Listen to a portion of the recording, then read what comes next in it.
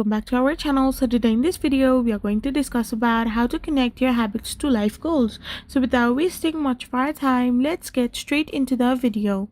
So if you want to connect your habits to your life goals, then all you got to do is simply go to Habits app.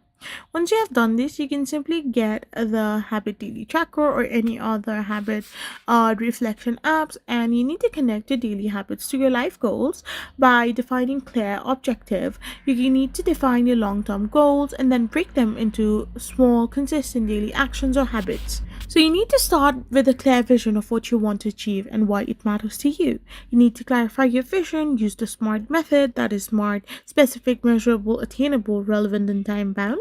And you can connect to your values. You can break down goals into habits. The hows, you can deconstruct, focus on process, and start small. Once you have done this, you need to integrate habits into your daily routine. You need to do habit stacking, plan for chaos, focus on one habit at a time, and monitor and adjust. So this way you can simply connect your habits to your life goals. I hope you found this video helpful. So don't forget to hit that subscribe button and do give us a thumbs up. We will be back again with more informative videos. Thank you for watching.